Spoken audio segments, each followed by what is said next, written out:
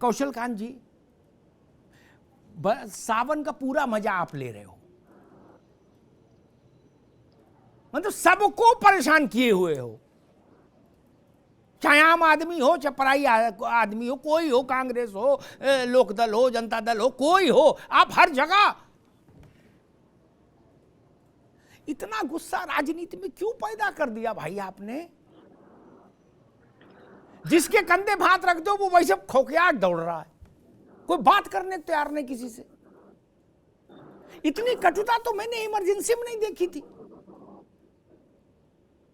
किसी से कोई बात कह दो, वो देखो कितना, कैसा उसके मतलब कितना तेजाब होगा वाणी में, वो पता लगता है कि अंदर कितना बड़ा ज्वालामुखी है।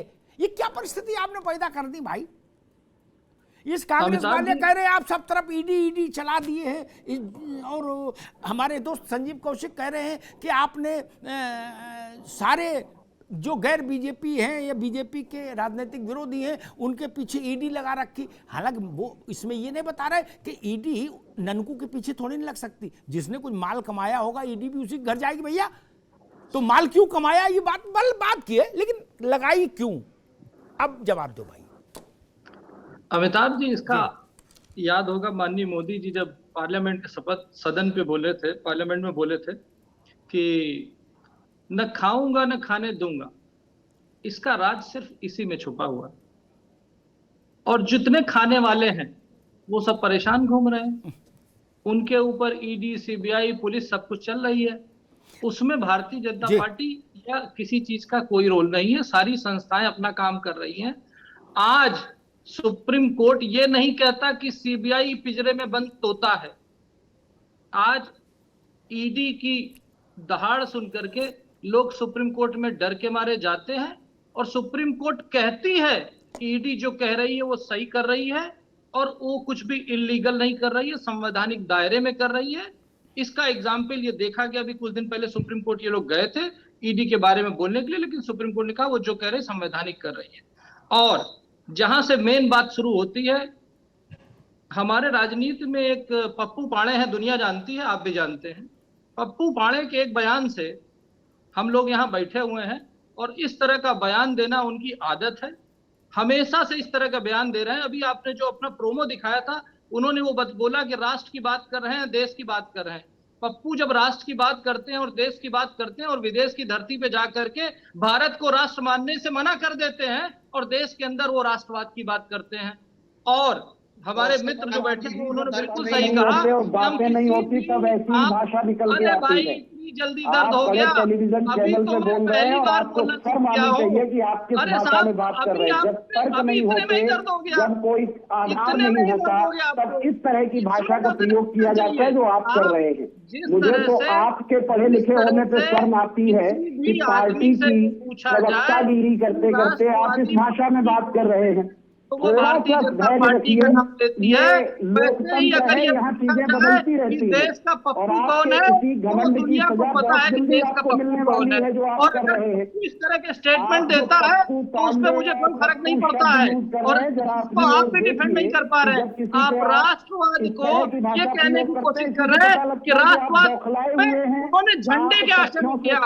उन्होंने ये कहा राष्ट्रद्रोही झंडे के आशय में। अरे भाई, राष्ट्रद्रोही वो झंडे का असर नहीं होता, आशा होता। किसी भी तरह से आप अपने आप को डिफेंड नहीं कर सकते। कांग्रेस के नेता, कांग्रेस के एक्स अध्यक्ष जिस बात करते हैं दुनिया हंसती है, तरह से वहां पर आकर के आप डिफेंड नहीं कर सकते।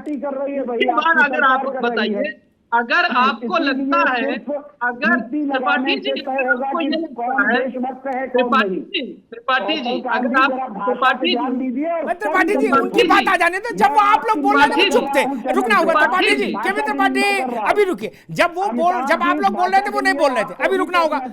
अभी केवल कौशलकांत मिश्रा की आवाज जी। मैं त्रिपाठी जी से ये कहूंगा कि अभी तो मैंने 1-2 मिनट भी नहीं बोला है, सबका सुना था।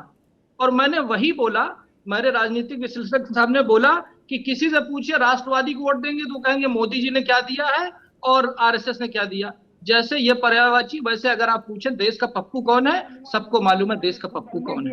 दूसरी चीज, और शेड्यूल, और सुनिए, सुप्रीम कोर्ट में तो पार्टी आतंकवादियों के लिए रात में सुप्रीम कोर्ट खुलवा सकती है, उनके लिए बेल के लिए जा सकती है, एक आतंकवादी की फांसी के लिए कोर्ट में जा सकती है। आज अपने ऊपर अगर कुछ गलत हो रहा है तो सुप्रीम कोर्ट क्यों करती है? क्यों?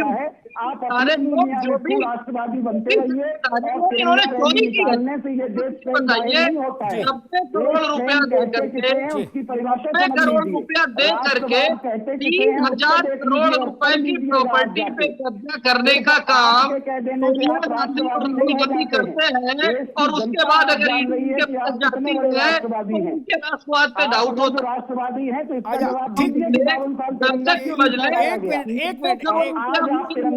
90 करोड़ रुपए का लालच देकर के एक मिनट ठीक है, आगे रुकिए, दोनों लोग रुकिए। अरे भाई बहस को आगे भी बढ़ाएंगे, एक मिनट कौशल भाई, अब आगे बात, अब आप काफी, आप लोग रुक गए। मैं एक चीज प्रश्न, एक मिनट कौशल भाई दोबारा आ जाएंगे। मैं एक छोटा सी टिप्पणी संजीव कौशिक से लूंगा, फिर संजय सिंह जी के पास चलूंगा, फिर अंशुमन जी के पास। संजीव कौशिक, ईडी हाहाकार कर रही है, कानून को रौंद रही है, संविधान का तिरस्कार कर रही है, ऐसा भाव लेके, शब्द नहीं, कोर्ट में शब्द नहीं जाते, ऐसा भाव लेके कोर्ट में मुकदमा गया। मैं सरल भाषा में बता रहा हूं ताकि समझने में कंफ्यूजन किसी को ना हो, जनता में। सुप्रीम कोर्ट ने उस पर सुनवाई की, बड़े बड़े विद्वान वक्तव्य दिए कोर्ट में, ठीक। कोर्ट ने अंत में निर्णय दिया, उसका सरल हिंदी में तर्जुमा ये है जो मैं समझ पाया, गलत तो बता दीजिएगा। ईडी जो भी कर रही है वो संविधान प्रदत्त शक्तियों के दायरे में कर रही है।